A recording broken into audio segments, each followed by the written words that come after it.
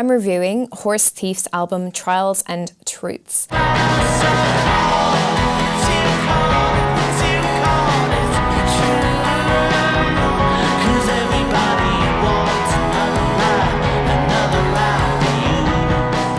It would be easy to write off Horse Thief as a pleasant, slightly middle-of-the-road band, creating the sort of Americana that soundtracks a casual Saturday shopping session.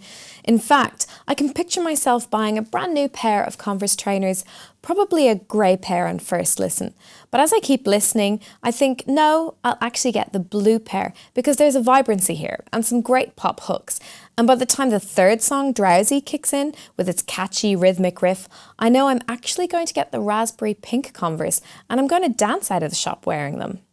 After nearly 2 years touring their first album, the Oklahoma group have found a tighter groove and have written the kind of record that has the spark of the Killers' breakout album Hot Fuss, with a sprinkling of their Bella Union label makes, Midlake. Trials and Truths is Horse Thief's second album and does sound more mature, yet more current than their debut record, Fear and Bliss. The songs are poppier while maintaining an ethereal quality, and frontman Cameron Neal brings a lot of emotion with his pleading vocals. What he's pleading for, I'm not sure, but I'm willing to send anything he wants his way, considering this is the album that might just keep me going until there's another Fleet Foxes release in sight. So Rod, I want to know, did Horse Thief steal your heart? Or did you bridle at the thought? Saddle up, come on. Right, or are you a naysayer? Sorry, last one.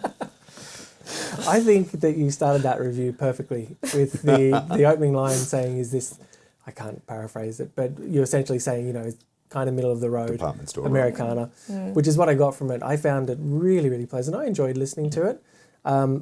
I just found myself going, yeah, this is nice. There was nothing to go, you've got to listen to me. And you could hear elements of bands like, you know, Midlake and Band of Horses, and even someone like Grantley Buffalo in there. Did they steal the horses from Band of Horses? But that would be my only criticism. You know, sometimes you hear albums, you're like, I like this, but that's all it is. So that's not just a minor criticism, because I'm with you.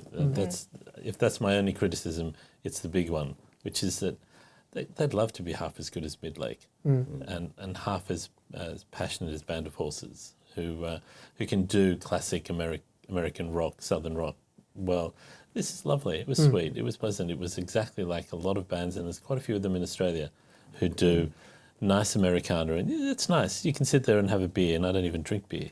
But, you know, I might be convinced. I know that it's easy to think that it's pleasant when you first listen to it, but I also think that Americana genre has that sort of base level of pleasantry. And I do think that you have to dig a little bit deeper. I think you have to acknowledge the fact that they have written some pretty strong, catchy riffs and there's some good pop elements to this album that I do think you can dismiss the first time you listen to it. I agree that you have to dig deeper. I think they also need to dig deeper. I think the production didn't help them because there was a couple of songs that I was listening in headphones and I could hear this great sort of driving guitar bit, but there was this really static stayed keyboard line on top of it that kind of wasn't going anywhere. And I'm like, turn that, give us the rhythms, not just the things. I think they may have opted in the production stage for a bit more of a bland sheen over it. It's funny though, because it sounds, if you were just to take this discussion, you would think that we hate the album. That's a terrible album. But we don't. Yeah. But we don't. Before we all gallop off into the sunset, what are you going to give it? I gave it a 3.5. Slowly we are gone.